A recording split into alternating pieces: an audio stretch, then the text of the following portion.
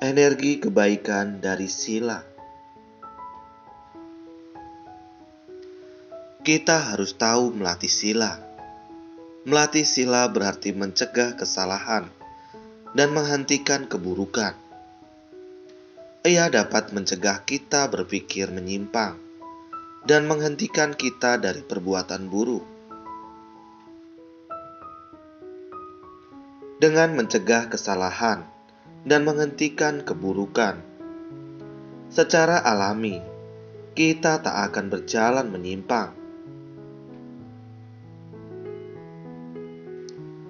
Setelah menyerap kebijaksanaan Buddha ke dalam hati, kita akan memahami kebenaran. Buddha berusaha untuk membuka pintu kebijaksanaan semua makhluk. Kita harus tahu bahwa melatih sila sangatlah penting. Buddha datang ke dunia demi membimbing kita bahwa terhadap hal yang harus dilakukan, kita harus tekun dan bersemangat. Terhadap hal yang tidak boleh dilakukan, kita harus segera mencegah dan menghentikannya.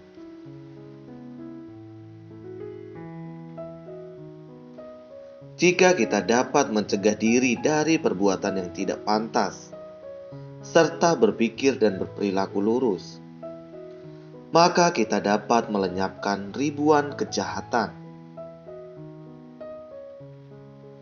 Saat pikiran lurus, maka segala jenis kejahatan tidak akan mengganggu kita.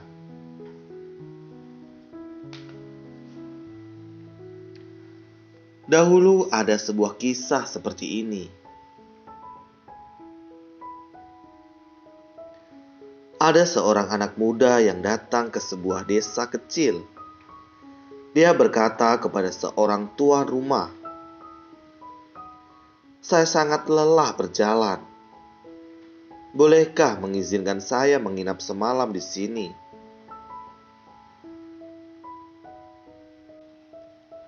"Saya datang dari negeri Serawasti. Saat keluar berbisnis, saya minum hingga mabuk. Saat pulang ke rumah, orang tua saya sangat marah. Mereka bilang saya melanggar sila.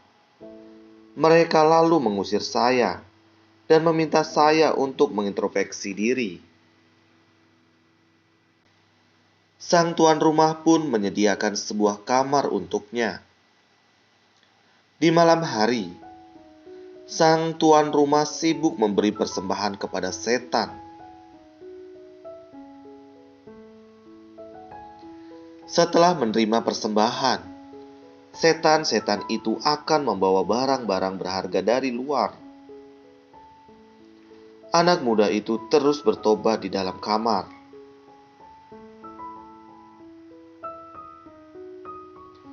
Dari kejauhan terpancar energi kebaikan. Para setan tidak dapat mendekat. Mereka lalu berbalik badan dan meninggalkan tempat itu. Sang tuan rumah sengaja mengejar sambil memanggil. Sambil berlari, salah satu setan berbalik dan berkata, "Di rumah Anda ada seorang tamu yang dikelilingi oleh banyak dewa pelindung. Karena itu, kami tidak dapat mendekat."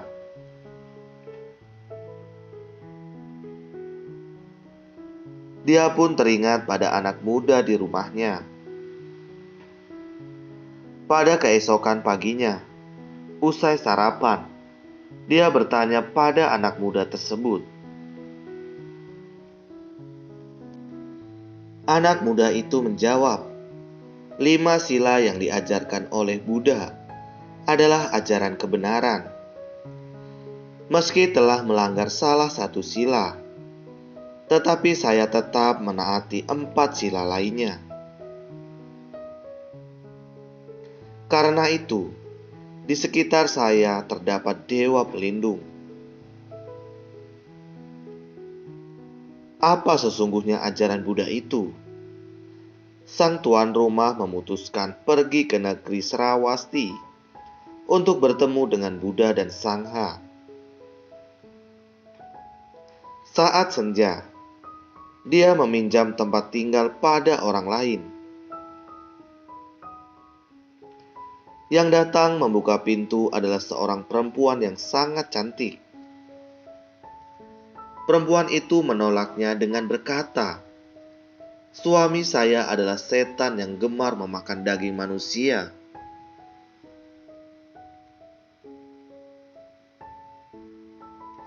Dia tidak percaya dan bersikeras untuk menginap di sana. Saat si setan ingin pulang ke rumah, dia melihat banyak dewa pelindung di sekeliling. Dia pun segera pergi.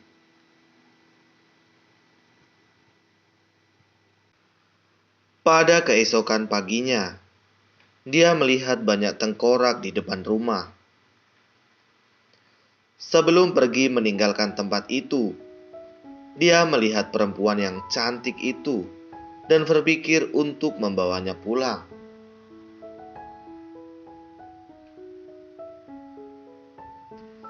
Dia terus berusaha membujuk perempuan itu. Setelah matahari terbenam, setan itu pulang ke rumah. Sang istri menyembunyikan pria itu di dalam pasu.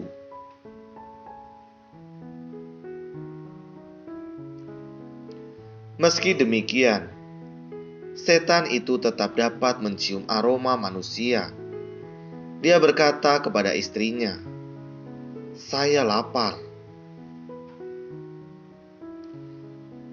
Tadi malam di sekitar rumah kita ada dewa pelindung, sehingga saya tidak dapat pulang ke rumah. Cepat keluarkan manusia itu.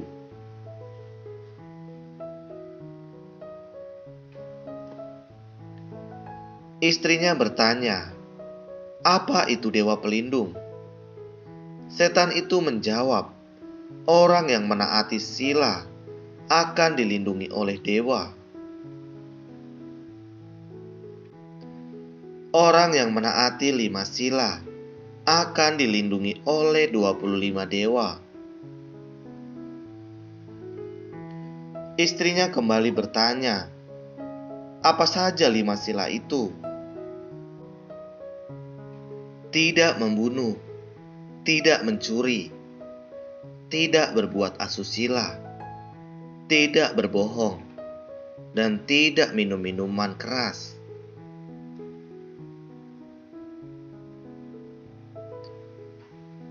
Usai setan itu mendapat penjelasan, sang istri diam-diam melafalkan nama Buddha.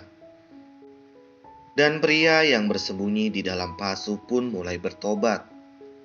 Ketika kedua orang ini mulai bertekad untuk melatih 5 sila, dewa pelindung datang kembali.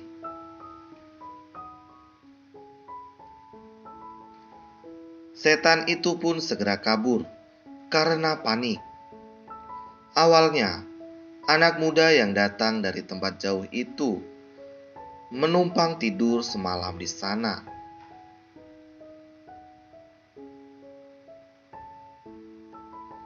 Setelahnya, pemilik rumah itu terinspirasi dan bertekad untuk melatih 5 sila. Hanya dengan membangun tekad saja, dia sudah mendapat perlindungan dari dewa. Namun, saat tekadnya goyah, dewa pelindung pun pergi sehingga setan dapat mendekat.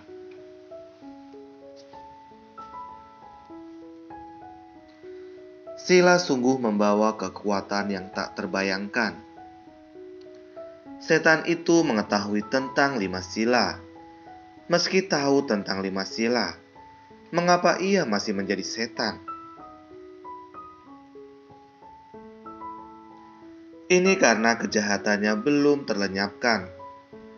Meski tahu tentang 5 sila, tetapi dia tidak menerima dan mempraktikannya.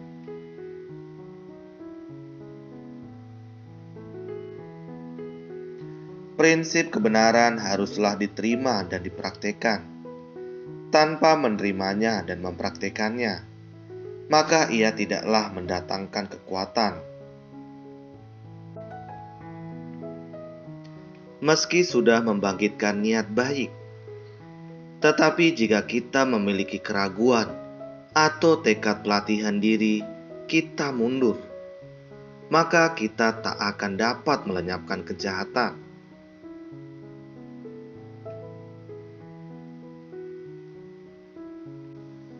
Dengan menaati 5 sila, maka kita akan dilindungi oleh 25 dewa.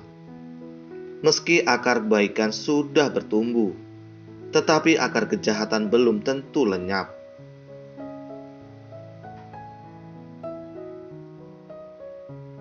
Karena itu, kita harus melatih diri untuk menumbuhkan akar kebaikan dan melenyapkan akar kejahatan. Saat akar kebaikan tertanam kokoh, maka niat yang buruk tidak akan kembali lagi.